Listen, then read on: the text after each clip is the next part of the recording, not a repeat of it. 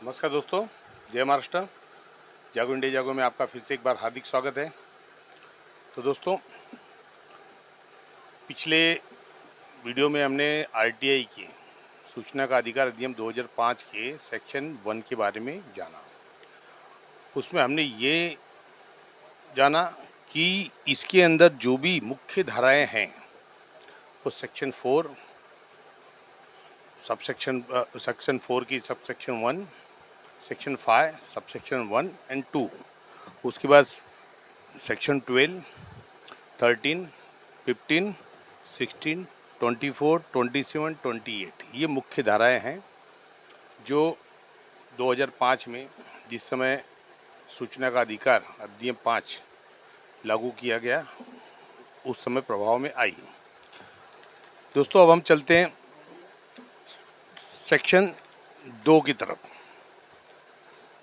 Section 2 क्या है उस विषय में हम समझते हैं। तो दोस्तों, सेक्शन 2 में सबसे पहले है परिभाषा। तो इस परिभाषा में इस अधिनियम के में जब तक कि संदर्भ अन्यथा जरूरत ना हो, मतलब इसके अंदर इस एक्ट के अंदर में कोई भी संदर्भ या किसी की जरूरत ना हो, इसमें पार्ट 1 में आता है क, 2 का क मतलब समुचित सरकार।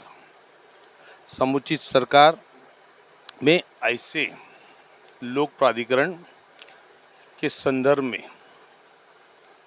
मतलब जो समुचित सरकार के लोक प्राधिकरण है उनके संदर्भ में दिया गया है उनकी व्याख्या कि कौन। जैसे केंद्र सरकार, अब केंद्र सरकार के अंडर में जो संघ राज्य क्षेत्र, संघ राज्य क्षेत्र जैसे यूनियन टेरिटरी वगैरह हो गया, ये सब केंद्र सरकार में आते हैं। तो संघ राज्य क्षेत्र प्रशासन द्वारा स्थापित गठित उसके स्वामित्वाधीन नियंत्रणाधीन, या मतलब जो केंद्र सरकार के स्वामित्व में जो भी लोक प्राधिकारी आते हैं या उनके नियंत्रण में जो हैं वो प्राधिकारी, या उसके द्वारा प्रत्यक्ष रूप से अप्रत्यक्ष रूप से उपलब्ध कराई गई निधियों द्वारा सारभूत रूप से वित्त पोषित किया जाता है। या कुछ संस्थाएं ऐसी हैं जो प्राइवेट हैं जिन्हें सरकार द्वारा वित्त पोषित, यानी उन्हें उसका जो भी लाभ है अनुदान, वित्त पोषित अनुदान दिया जाता है। जिससे बहुत सी संस्थाएं हैं, उस हिसाब से ये सब संस्थाएं हैं जो केंद्र सरकार के अधीन में आती हैं, वो लोक प्राधिकारी के कैटेगरी में आती है। अब उसका दूसरा है क 2 में राज्य सरकार द्वारा स्थापित। अब इसमें भी सेम वही है जो राज्य सरकार द्वारा गठित की गई है, उसके अंडर में जो भी संस्थाएं जिसको स्वामित्व अधीन, उनको एक अलग से बनाया गया है, उनको पावर दिया गया है, या जो उनके कंट्रोल में है वो प्राधिकरण, और अप्रत्यक्ष रूप में जो उनको वित्त पोषित कर रहे हैं, अनुदान दिया जा रहा है, ऐसी जब सभी संस्थाएं ये लोक प्राधिकारी की कैटेगरी में आते हैं। अब ख, सेक्शन 2 का ख, अब केंद्रीय सूचना आयोग। केंद्रीय सूचना आयोग हमने सेक्शन 1 में पढ़ा था कि सेक्शन 12 के सबसेक्शन 1 में केंद्रीय सूचना आयोग का गठन होता है। अब ग, केंद्रीय लोक सूचना अधिकारी। अब केंद्रीय लोक सूचना अधिकारी, जैसा कि हमने पढ़ा था सेक्शन 1 में कि सेक्शन 5 के सबसेक्शन 1 में केंद्रीय लोक सूचना अधिकारी को उनको पदभार दिया जाता है, और उसके सेक्शन 5(2) में, सेक्शन 5 सबसेक्शन 2 में जो सहायक लोक अधिकारी है उनको पदवीत किया जाता है। और ये जो सहायक लोक अधिकारी है ये बहुत महत्वपूर्ण पार्ट है जिसको आपको समझना चाहिए, क्योंकि मैंने पहले ही बताया कि आप पहले ये जो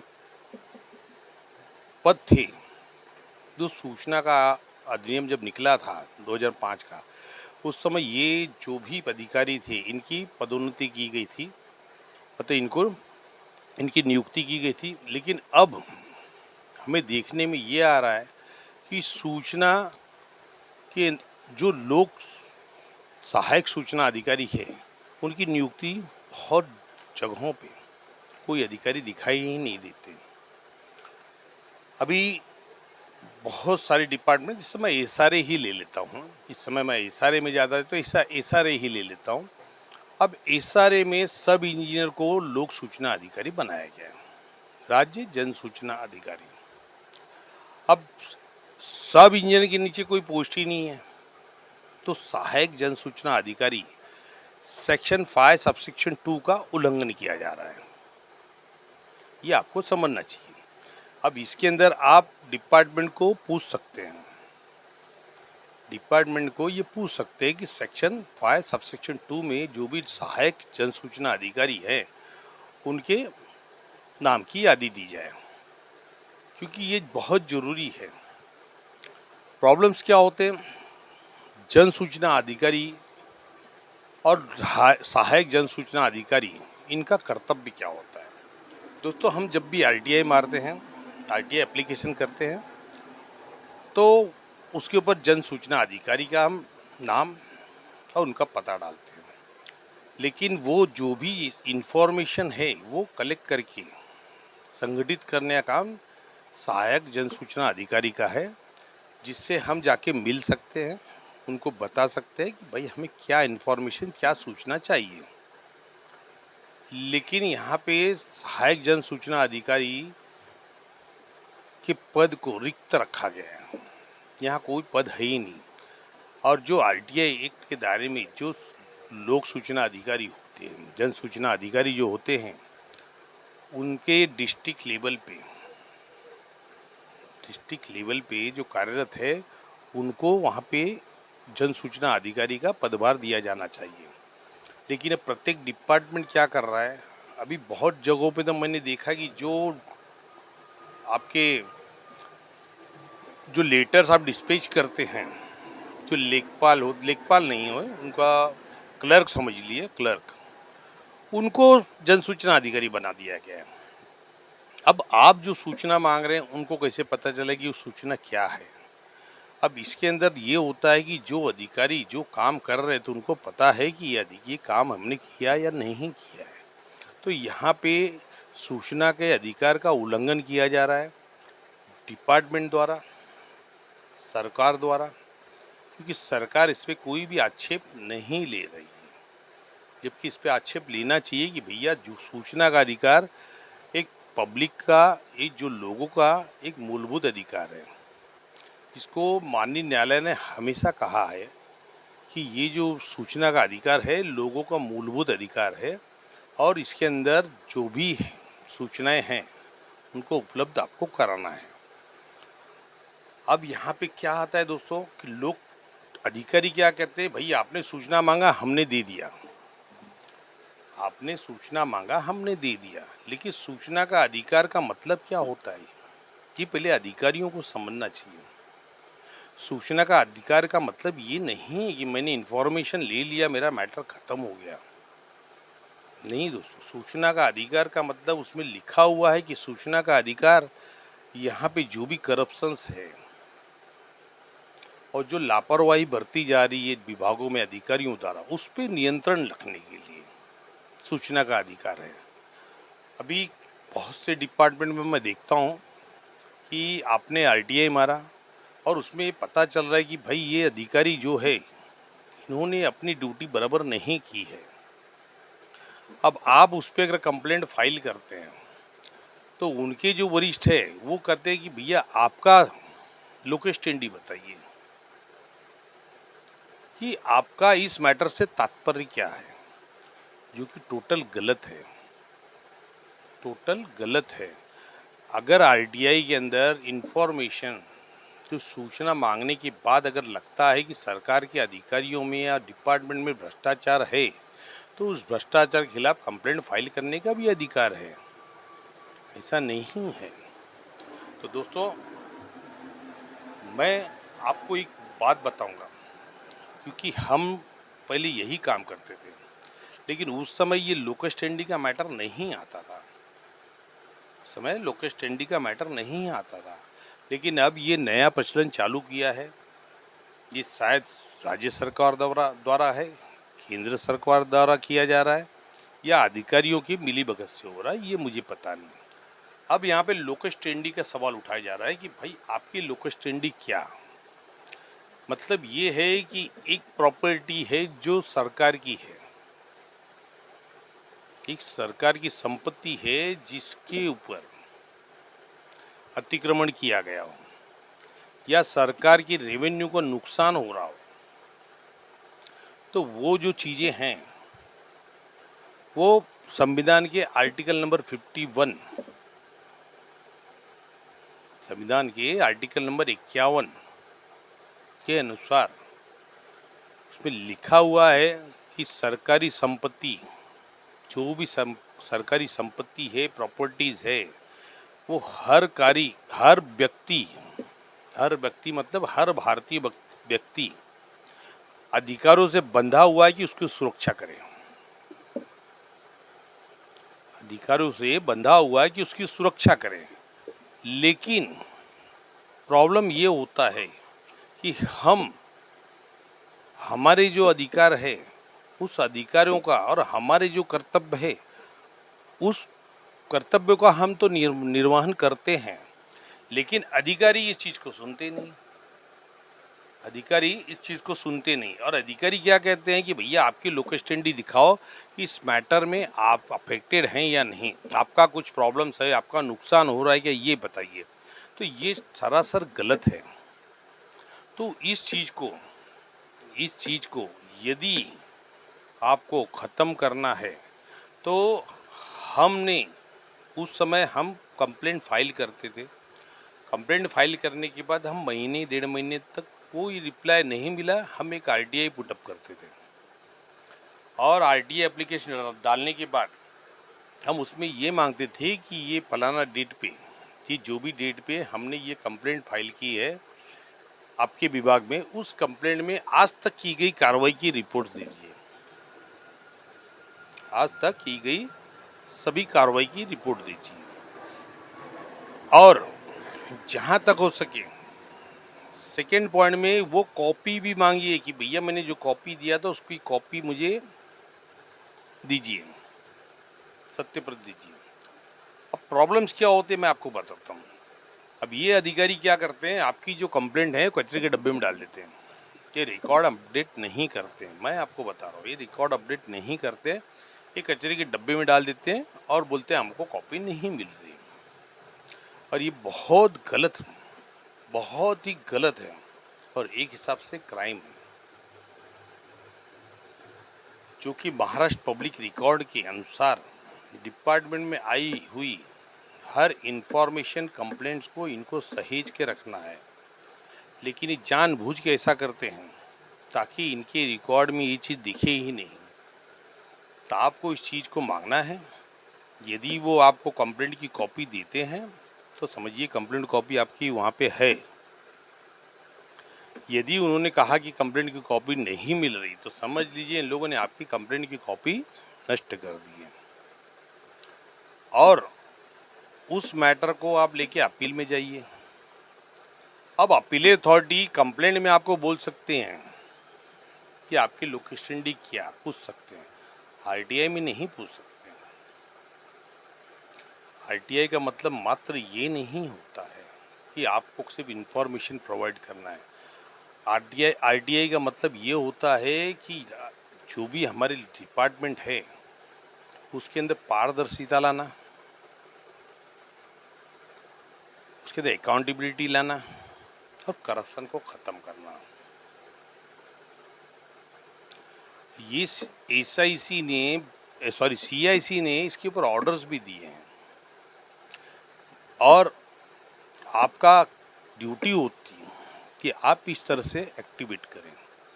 बहुत लोग मुझे फ़ोन करते हैं, सर मैंने कंप्लेंट फाइल किया है, मेरी कंप्लेंट पे कार्रवाई नहीं करती। दोस्तों कंप्लेंट और आरटीआई साथ चलाइए, कंप्लेंट डालिए, महीने भर के बाद एक आरटीआई पुटअप कीजिए, भैया मुझे इस पर क्या कार्रवाई की है बताइए, क्योंकि रूल के हिसाब से Maharashtra prevention and delay and discharge duty के अंदर इनको 7 दिन का समय दिया गया है कि कोई भी फाइल 7 दिन से ज़्यादा एक टेबल पे नहीं रहनी चाहिए और 45 डेज के अंदर उस चीज़ का निपटारा किया जाए। ये कानून है, तो आप पुटअप कीजिए। अब अपीलेट अथॉरिटी क्या रिप्लाई, क्या जवाब देती, ऑर्डर देती है, वो उसको देखने की जरूरत नहीं है।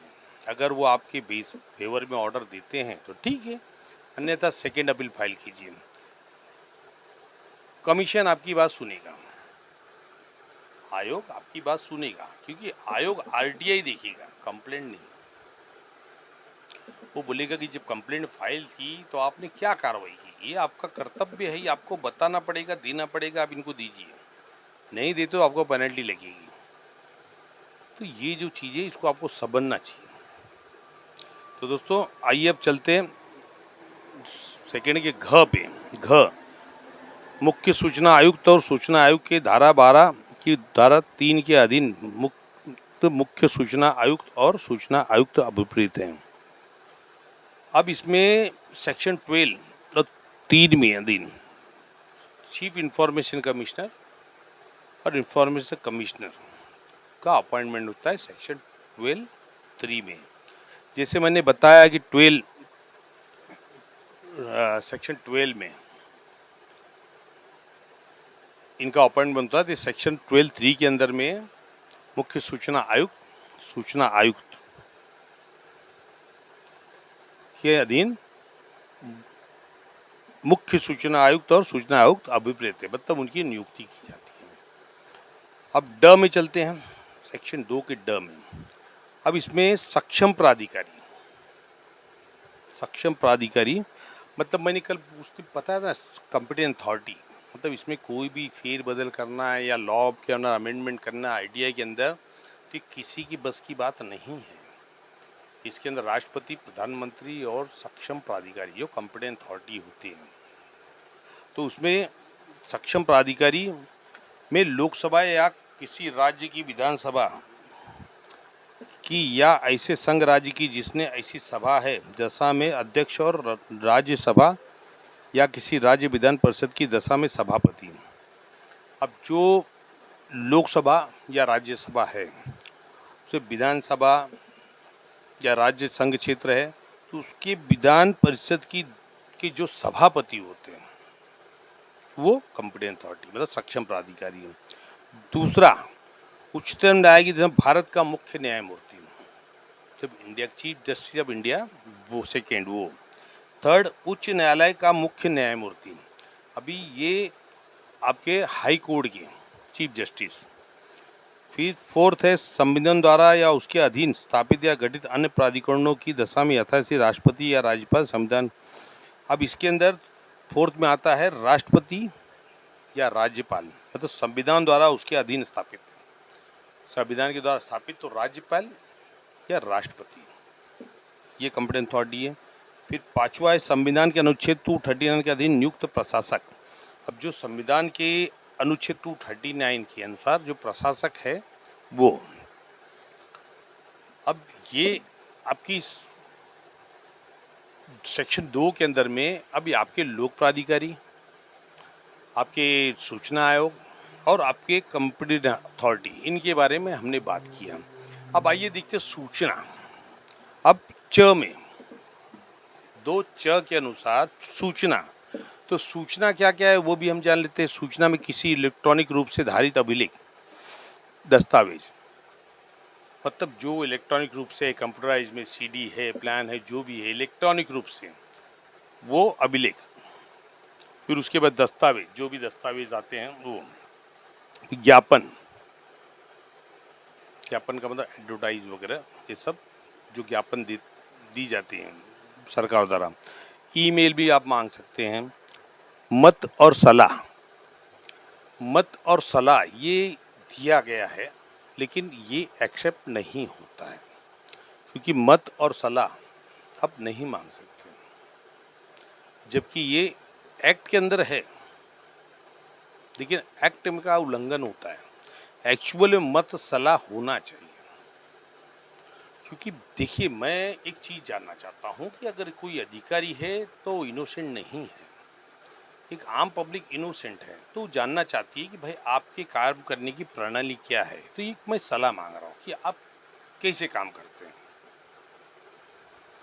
खाली इन्फॉर्मेशन मांगी, हमने क्या किया है या किसी ने क्या किया, वो इन्फॉर्मेशन तो लेके जाइए, ये गलत है। मत सलाह होना चाहिए, लेकिन अभी सरकार ने इसको नहीं माना तो क्या करेगी। फिर प्रेस, तो प्रेस में जो भी चीज़ें आती है, प्रेस फिर विज्ञप्ति, परिपत्र, सर्कुलर्स, ऑर्डर्स, लॉग बुक, संविदा, रिपोर्ट, कागज पत्र, नमूने, मॉडल। अब नमूने, नमूने का मतलब ये होता है कि जैसे बिल्डिंग का काम चल रहा है और आप आरटीआई में डालेंगे कि भाई ये बिल्डिंग का जो काम चल रहा है उसके अंदर जो सीमेंट वगैरह जो भी मिश्रण वापरा जा रहा है उसका मुझे डिटेल्स चाहिए, या उसका मुझे नमूना चाहिए, मुझे चेक करना है, तो आपको नमूना मिलेगा, तो आपको नमूना देना पड़ेगा। मॉडल, मॉडल के अंदर तो भाई देखिए, अगर उपलब्ध है तो जो बिल्डिंग्स वगैरह या हर किसी की जो गवर्नमेंट के प्लान्स होते हैं, प्लान बनाते हैं, छोटे छोटे मॉडल्स बनाते हैं, तो मॉडल्स आप ले सकते हैं उनसे। आंकड़ों संबंधी सामग्री और किसी प्राइवेट निकाय संबंधी होने पर, अब आंकड़ों संबंधी सामग्री जो भी इनकी डिटेल्स हैं, अकाउंट के डिटेल्स, वो प्राइवेट निकाय संबंधित ऐसी सूचना सही जिस तस्मै प्रवृत्त किसी अन्य विधि के अधीन किसी लोक प्राधिकारी की पहुंच सकते हैं। अब में कोई प्राइवेट निकाय, प्राइवेट निकाय के मतलब जैसे टेंडरिंग होती है तो प्राइवेट कंपनियां आती हैं, तो प्राइवेट कंपनियां जो काम करती तो किसी न किसी सरकारी अधिकारी के अंडर में होगी, तो वो उस जगह पे लोक प्राधिकारी है, वो आपको उसकी सूचना देंगे। जैसे भी टेंडरिंग हुई तो टेंडर में क्या हुआ है, टेंडर में क्या हुआ है ये जानना है, टेंडर कब से कब तक का है, तो उसमें जो भी चीज़ें हैं वो टेंडर के कॉन्ट्रैक्ट की कॉपी आपको मिल जाएगी। मतलब ये जितनी सामग्रियां हैं ये आपको आरटीआई के दायरे में मिलेगी। अब दोस्तों, ये आपका हो गया सूचना सेक्शन 2 तक। अब हम आगे बात करेंगे 6 अगले एपिसोड में, क्योंकि ज़्यादा लंबा वीडियो बनाने से मज़ा नहीं, और जो हम बताएंगे तो हम ये सेक्शंस जो है वो तो बुक के अंदर वो बताएंगे, और उसके बाद इस चीज़ में हम बताएंगे कि कैसे काम करना है, कैसे काम करना है। अभी दोस्तों हम ये चीज़ जानते हैं कि सूचना, जो सूचना इसमें दी गई है, उस सूचना के अलावा बहुत सारी सूचनाएं ऐसी होती हैं जो उनके पास नहीं होती, जो नहीं होती। उसका कारण क्या है? उसका कारण ये है कि जो सरकार है कभी कभी कोई कानून अधूरा बनाती है, कभी कभी कोई कानून अधूरा बनाती है। अब अधूरा बनाने की वजह से आप उसके ऊपर आरटीआई डाल सकते हैं कि भाई ये कानून ऐसे क्यों, लेकिन इंफॉर्मेशन सूचना मांगने का तरीका वो नहीं है। तरीका ऐसा रहे कि आपके एप्लीकेशन को कोई काट नहीं सके, क्योंकि आपको सूचना मांगना है। अब सूचना के अंदर बहुत सारे ऐसे शब्द हैं जिसका प्रयोग मत कीजिए कभी। क्यों, कब, कैसे, कहाँ, ये वर्ड कभी भी नहीं आएंगे। जिस प्रश्न में आपको, जिस सूचना के अंदर जो आप लिख रहे हो उसमें अगर कहीं प्रश्नात्मक वाक्य दिखे मत डालिए, इसे मत डालिए। अभी जैसे हाल ही में मैंने एक आरटीआई पुटअप किया था, मैंने अपने नाम पे नहीं किया था, मेरे मित्र के नाम पे किया था, मैंने आपको बताया भी था, लेकिन मैंने आरटीआई कैसे पुटअप किया था। अब दोस्तों देखिए, सरकार जब कानून बनाती है तो अधूरा कानून कैसे बनाती है वो देखिए। अब सरकार ने स्लम एक्ट के सेक्शन 3E में ये कहा कि जब आपको कोई भी अलॉटमेंट होता है एसआरए में, या एसआरए का गवर्नमेंट का ही कोई भी अलॉटमेंट होता है, मोस्टली मैं एसआरए का ही लूँगा, तो आप 10 साल तक उस प्रॉपर्टी को भाड़े पे नहीं दे सकते, बेच नहीं सकते, आपके ऊपर प्रतिबंध है। चलिए अब 5 साल हुआ है, अब 5 साल हुआ, तो हम 5 साल की बात है, 5 साल तक आप बेच नहीं सकते, भाड़े पे नहीं दे सकते, थर्ड पार्टी राइट्स क्रिएट नहीं कर सकते, कुछ नहीं कर सकते, बराबर है। अब सरकार ने ये नियम तो बता दिया।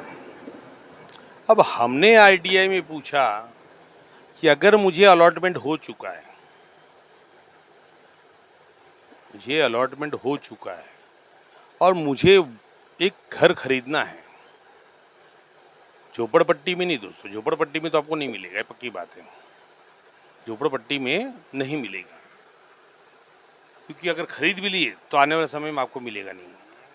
प्राइवेट बिल्डिंग के अंदर मुझे घर खरीदना है, तो उसके गाइडलाइंस की कॉपी दीजिए कि क्या गाइडलाइंस है उसकी। तो मैंने ऐसे एप्लीकेशन किया कि वो गाइडलाइंस की कॉपी दीजिए मुझे, जहाँ पर मुझे ये समझ सके कि अलॉटमेंट के बाद मैं कोई घर ले सकता हूँ या नहीं, उसके लिए कितने साल की क्राइटेरिया दी गई है। अब मुझे वहाँ से रिप्लाई आता है उनको कि आपने जो इन्फॉर्मेशन मांगा है वो क्वेश्चन है और आरटीआई में क्वेश्चन नहीं दिया जाता है। उसकी हियरिंग मैंने लिया, आधा घंटा हियरिंग चली और जो सामने बैठे थे मैंने आपको बताया था, चीफ लीगल एडवाइजर एसआरई के, उनके सामने चली बातचीत। वो खुद कंफ्यूज हो गए कि मैं करूँ क्या। और दोस्तों आज तक मुझे रिप्लाई नहीं आया, रिप्लाई नहीं, ऑर्डर्स नहीं आए। अब मैं उस मैटर को लेके सेकेंड अपील जाने की तैयारी कर रहा हूँ, क्योंकि उसके अंदर मैंने जो चीज़ मांगा है वो कानून मांगा हूँ, और कानून और नियम ये सूचना है और उसकी पहुंच लोगों तक होनी चाहिए। ऐसा आदेश सीआईसी ने दिया है, सेंट्रल इंफॉर्मेशन कमीशन का ऑर्डर है। Law and rules are the information and accessible to the citizens.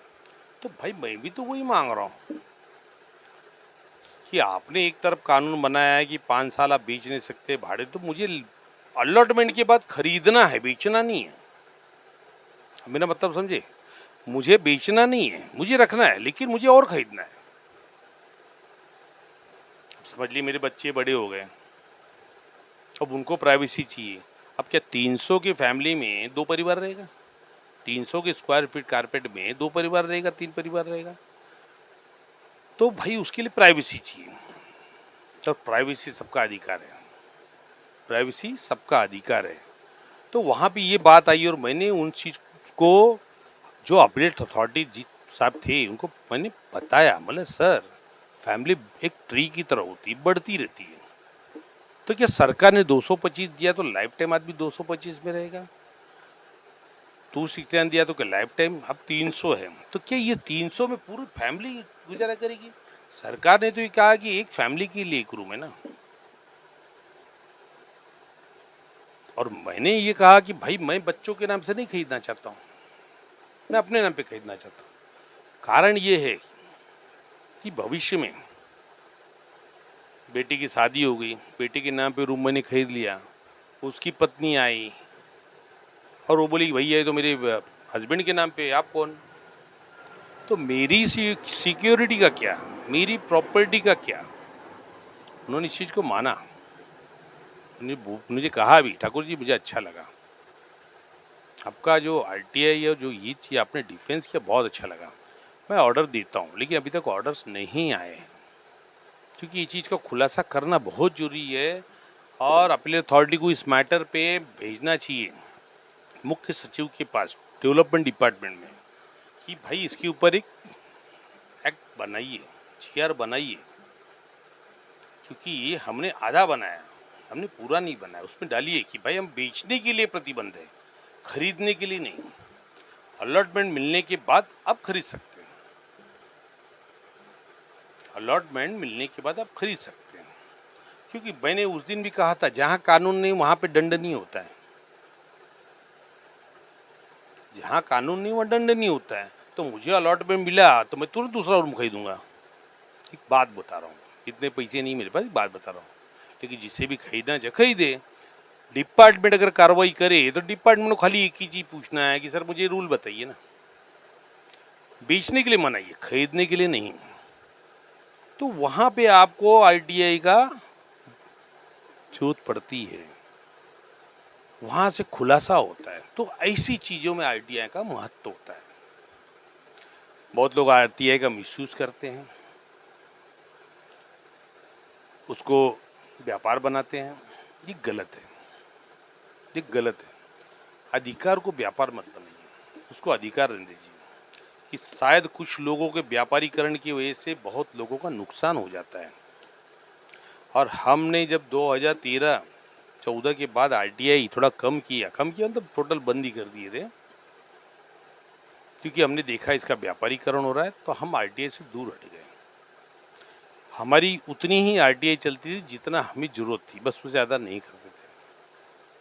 तो ये जरूरी है दोस्तों, आरटीआई का व्यापारीकरण मत कीजिए। अधिकार है, लोगों तक पहुंच में आना चाहिए, लोगों को समझना चाहिए कि आरटीआई में हम कैसे अपने प्रॉब्लम को सॉल्व कर सकते हैं, वो मैं आगे बताऊंगा। ये लोग पूछते हैं ना आरटीआई में, नहीं आरटीआई ऐसी नहीं, आरटीआई को आप समझो पहले, आरटीआई में आपका सब क्लियरेंस हो जाएगा। वो अधिकारी खुद बुला के आपका क्लियरेंस करेगा कि सर आइए ना, आपका क्या मैटर बताइए ना, समझ रहे हैं ना। तो वो चीज़ को समझिए आप। तो दोस्तों वीडियो लंबी हो रही है, मिलते हैं अगली वीडियो में आरटीआई के विषय में। हम आगे सेक्शन 2 के 6 से आगे चालू करेंगे। धन्यवाद दोस्तों, जय महाराष्ट्र।